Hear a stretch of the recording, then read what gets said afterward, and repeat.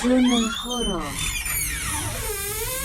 Pesugihan bakso beranak di Sukoharjo. Di sebuah desa kecil di Sukoharjo, berdiri sebuah warung bakso yang sangat terkenal. Pemiliknya, Pak Suro, dulunya hanya seorang pedagang bakso keliling yang hidup pas-pasan. Namun, dalam waktu kurang dari 1 tahun, warungnya berkembang pesat.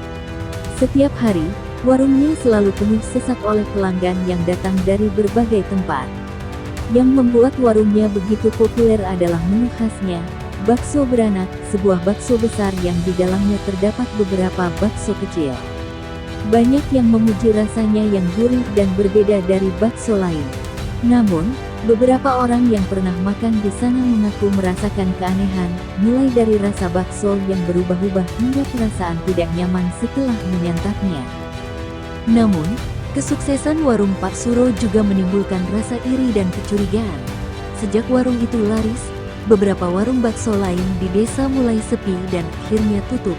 Beberapa pemilik warung yang bangkrut bahkan mengalami kejadian aneh, seperti peralatan mereka tiba-tiba rusak, bahan baku membusuk dalam semalam, atau bahkan melihat bayangan hitam di sekitar warung mereka sebelum gulung tikar.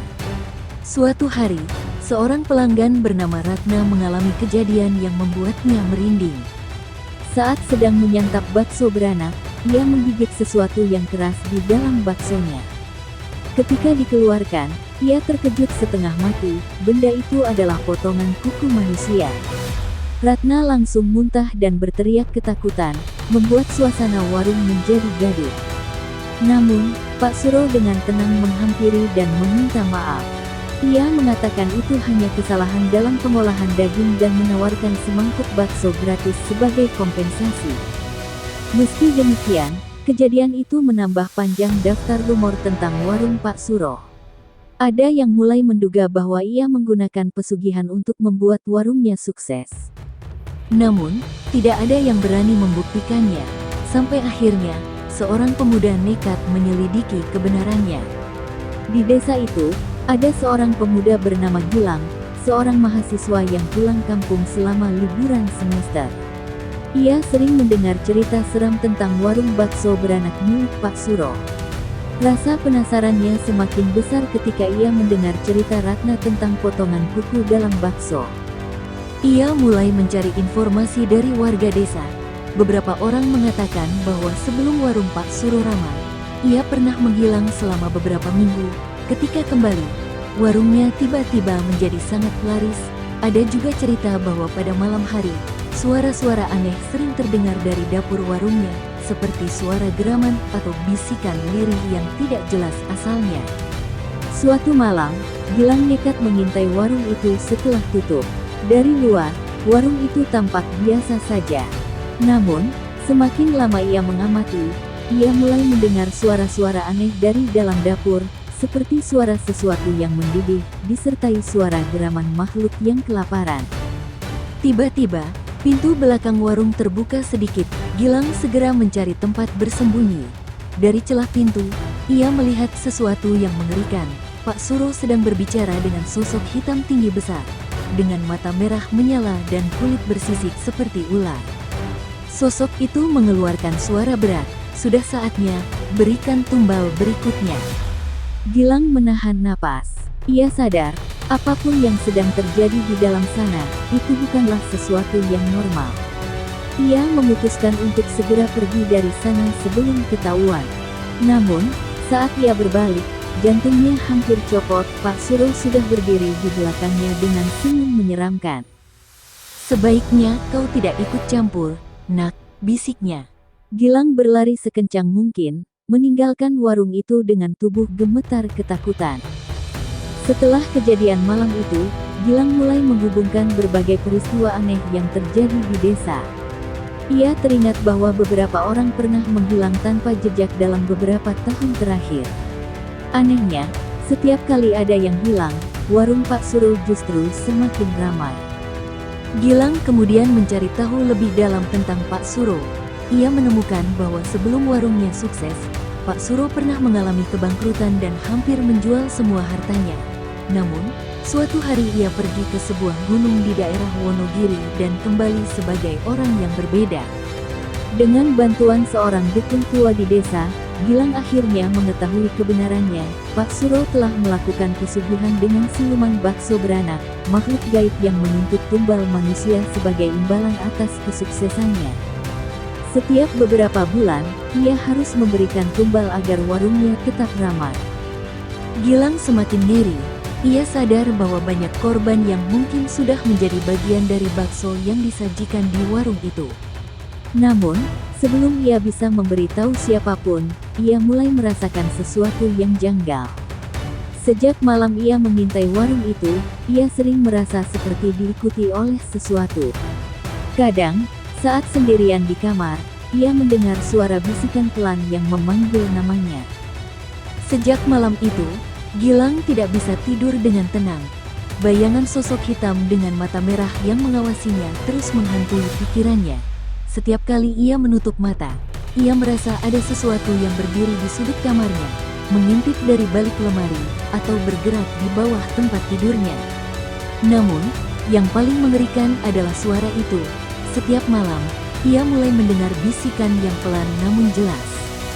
Kau telah melihat sesuatu yang seharusnya tidak kau lihat. Sekarang, kau harus membayarnya. Bisikan itu bukan hanya terdengar di kepalanya. Kadang, ia mendengar suara itu berasal dari dapurnya, dari kamar mandi, bahkan dari dalam lemari pakaiannya. Semakin lama, suara itu menjadi lebih nyata, lebih dekat. Suatu malam, Gilang terbangun dengan tubuh gemetar. Ia bermimpi berada di dapur warung Pak Suro. Dalam mimpi itu, ia melihat panci besar yang berisi bakso mendidih. Namun, saat ia mendekat, ia menyadari sesuatu yang mengerikan. Bakso-bakso itu bergerak. Satu persatu, bakso itu terbuka, memperlihatkan wajah-wajah manusia di dalamnya.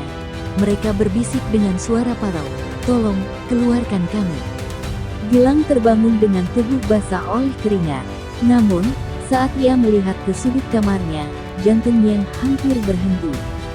Di sana, berdiri sosok hitam dengan mata merah yang mengawasinya dari kegelapan. Makhluk itu mulai mendekat. Gilang ingin berteriak, tetapi suaranya tercekat di tenggorokan. Saat makhluk itu semakin dekat, ia merasakan napas panas di lehernya. Tiba-tiba, makhluk itu meraih lehernya dengan cakar hitamnya dan berbisik, "Kau adalah tumbal berikutnya." Gilang merasakan sesuatu yang dingin merayap di kulitnya, seperti darah beku yang mengalir ke seluruh tubuhnya. Matanya membelalak, tubuhnya terasa lumpuh.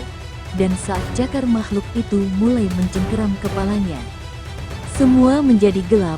Keesokan harinya, Ibu Gilang menemukannya tergeletak di lantai kamarnya dengan wajah pucat pasi dan mata melotot kosong.